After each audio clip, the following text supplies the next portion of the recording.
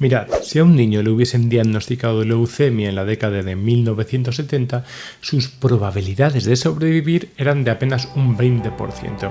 Y hoy, esa misma enfermedad tiene una tasa de supervivencia del 80%. Es una mejora asombrosa de un 300%. Un testimonio increíble del increíble progreso de la medicina moderna. Hemos visto hazañas similares en casi todos los campos de la sanidad. Bueno, en casi todos, porque hay una gran y trágica excepción, la psiquiatría. En el mismo periodo en el que hemos logrado curar cuerpos como nunca antes, los resultados clínicos en salud mental se han estancado y en algunos casos incluso han empeorado.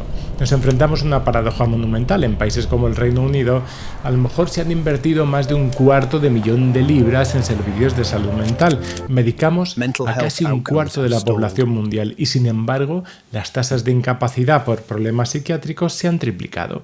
La pregunta es inevitable y es urgente. ¿Cómo es posible que, a pesar de invertir miles de millones y medicar a una escala masiva, la salud mental de nuestras sociedades no mejore? ¿Qué es lo que realmente está pasando? Bueno, pues hoy vamos a reseñar el famoso libro de James Davis, Sedados.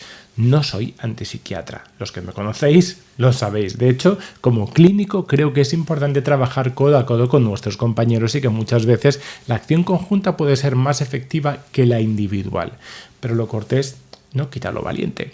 Y hoy vamos a destapar algunas de las prácticas más vergonzosas que han perpetrado las compañías farmacéuticas en el ámbito de la salud mental. Bueno, venga, acompáñame y te lo cuento.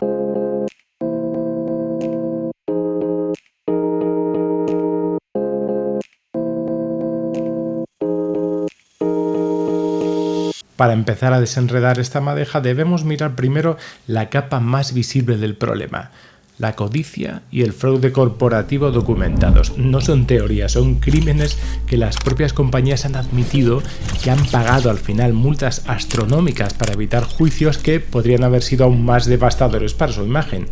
Estos no son casos aislados, son parte de un patrón.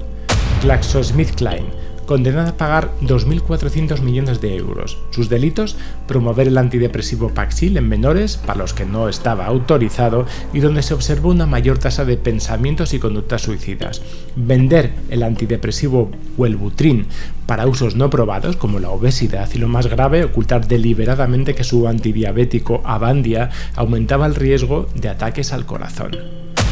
Abbott, multa de 1.225 millones de euros. Su estrategia: promover un anticonvulsivo para tratar la agitación en ancianos con demencia, pagando sobornos a médicos y residencias para que lo recetasen, a pesar de no tener ninguna eficacia probada para ello.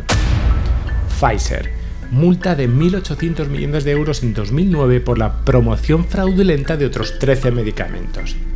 Este patrón de fraude se basa en una estrategia perversa conocida como disease mongering, o la creación artificial de enfermedades.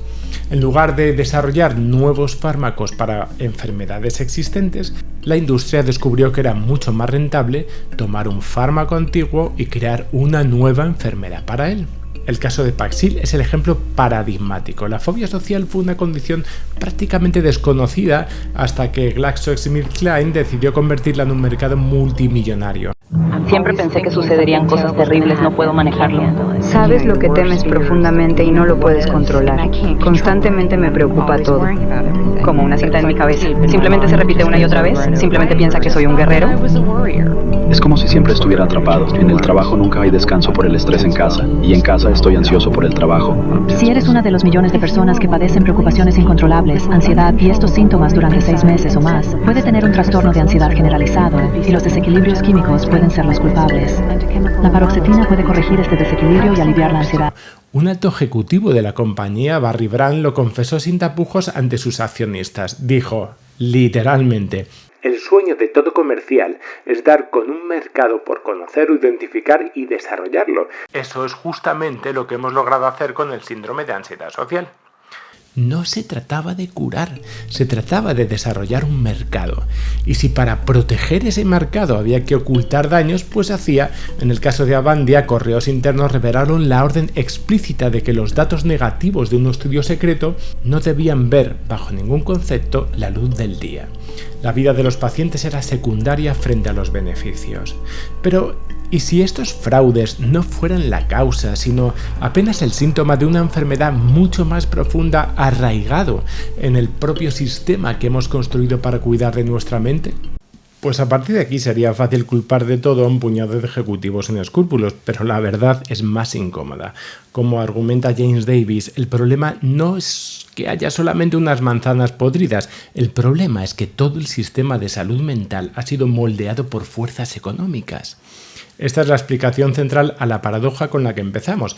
El modelo biomédico, que reduce nuestro sufrimiento a un simple desequilibrio químico, no se ha vuelto dominante a pesar de sus malos resultados. Se ha vuelto dominante precisamente porque se adapta a la perfección a las necesidades de la economía neoliberal. El estilo del capitalismo inducido por Margaret Thatcher en el Reino Unido y Ronald Reagan en Estados Unidos, que gobierna al final nuestras sociedades desde los años 80. Los datos son contundentes. Desde esta década, el Reino Unido ha invertido más de 250 millones de libras en salud mental y, sin embargo, las tasas de incapacidad laboral por estos motivos se han triplicado. Más inversión, más medicamentos y peores resultados. Este sistema no solamente ha fracasado en curarnos, sino que ha contribuido a forjar un nuevo ideal del ser humano, una persona resiliente, optimista, individualista y sobre todo económicamente productiva. En este nuevo paradigma, la recuperación ya no significa bienestar o plenitud, significa simplemente que puedes volver al trabajo. Nuestro valor como persona se mide por nuestra capacidad de producir, pero ¿cómo funciona ese sistema? ¿Cuáles son los mecanismos que le permiten perpetuarse a pesar de sus evidentes fracasos? Pues esa mercantilización de nuestro dolor no es una conspiración, es el resultado de una serie de mecanismos que han alineado los intereses del sector de la salud mental con los de la economía. Son las arterias por las que circula esta enfermedad sistémica. Primero, medicalización, convertir la vida en enfermedad. El primer paso con el que nos encontramos es la patologización de experiencias humanas que, aunque son dolorosas, al final son normales. Este mecanismo es la versión institucionalizada de la estrategia de creación de enfermedades que hemos visto con el Paxil. El duelo por una pérdida, la timidez al hablar en público, el bajo rendimiento de un trabajo que odiamos, todo se ha recalificado como un posible trastorno mental. La herramienta para ello ha sido el Manual Diagnóstico y Estadístico de los Trastornos Mentales, el DSM-5, por el que vamos ya. Pues bien, en los años 70 contenía 106 supuestos trastornos. ¿Hoy cuántos tiene? Adivina. Cerca de 370. Y el listón para ser diagnosticada cada vez es más bajo.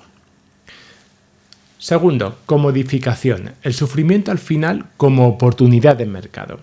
Una vez que el sufrimiento se ha etiquetado como enfermedad, se convierte en una mercancía. Los conflictos de interés son la norma. La mayoría de los psiquiatras que redactaron las últimas ediciones del DSM tenían sospechosos vínculos económicos directos con la industria farmacéutica. El ejemplo más escandaloso es quizá el cuestionario de depresión PHQ-9, que ha sido utilizado al final por millones de médicos para medir la severidad de la depresión. Básicamente, ese es el test que decide si necesitas o no medicación, y el estado para aprobar ese test es increíblemente bajo. Ese test fue creado, fue distribuido en el sistema de salud británico y su copyright a quien pertenecía a Pfizer, la misma empresa que fabrica 2 de los antidepresivos más recetados del planeta. 3. Individualización. La culpa está en tu cerebro, no en el sistema. El foco se ha desplazado por completo. Si estás deprimido, no es por tu trabajo precario, por la falta de comunidad, o porque no tienes amigos, es porque tienes un desequilibrio químico en el cerebro. La culpa es tuya. Esta teoría, la del desequilibrio de serotonina, ha sido la piedra angular del marketing farmacéutico durante décadas, a pesar de que la ciencia lo ha desacreditado ampliamente. Al culpar a la biología del individuo, este enfoque legitima el recorte de ayudas sociales, protecciones laborales y otros apoyos colectivos y refuerza esa agenda neoliberal que prefiere soluciones individuales a problemas estructurales. 4. Despolitización, es decir, anestesiamos el impulso de cambio social. Este es el mecanismo final. Al convertir problemas sociales en disfunciones individuales, se exonera al sistema económico de su responsabilidad, se anestesia el impulso del cambio. Dos ejemplos que ilustran esto a la perfección: los suicidios de los agricultores en la India, una tragedia al final causada por prácticas depredadoras de multinacionales agrícolas, fue tratada al final como una epidemia de enfermedad mental. La solución al final no fue regular a las empresas que estaban explotando a sus trabajadores, sino lanzar campañas de antidepresivos financiadas en parte por esas mismas multinacionales. O dos, la insatisfacción laboral. Alrededor de 2/3 de los empleados en el Reino Unido se sienten insatisfechos o emocionalmente desconectados de su trabajo. En lugar de analizar las causas estructurales, que podría ser, por ejemplo, se me ocurre, ¿no?, precariedad, trabajo sin sentido, se reinterpreta la desmotivación como un problema de salud mental individual. El problema no es el trabajo, eres tú. Estos mecanismos no son abstractos, tienen consecuencias al final devastadoras y muy reales en la vida de millones de personas. El coste de este sistema no es solamente económico, es profundamente humano. Lejos de ayudar, un diagnóstico psiquiátrico a menudo al final empeora las cosas. Un estudio de la Universidad de Auburn reveló algo que la escalofriante. Se pidió a los participantes, atención, que administrasen descargas eléctricas a los pacientes. Cuando el sufrimiento de los pacientes se describía en términos bioquímicos, como que tenían un trastorno cerebral, ¿qué pasaba? Que los participantes les aplicaban descargas más intensas y más frecuentes.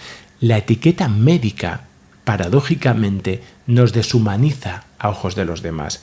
Además, la etiqueta de enfermo mental fomenta la autoestigmatización, es decir, nos enseña a reducir nuestras expectativas de vida, a vernos como productos defectuosos, juguetes rotos, perdiendo nuestra capacidad de actuar y controlar al final nuestro destino, perdiendo agencia.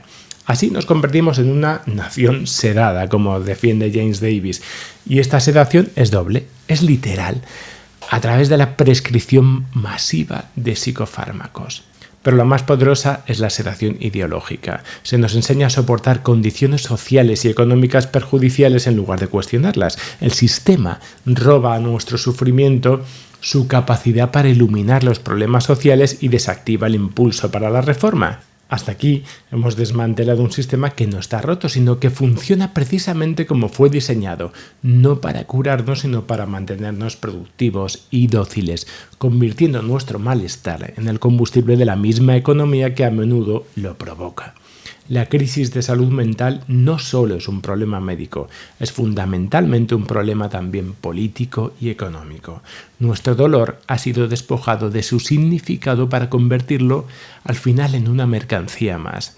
Así que terminamos con una pregunta, la pregunta más importante de todas. ¿Y si nuestro sufrimiento, nuestra ansiedad o nuestra tristeza no son síntomas solamente de un cerebro defectuoso, sino una respuesta lógica y humana a un mundo cada vez más inhóspito?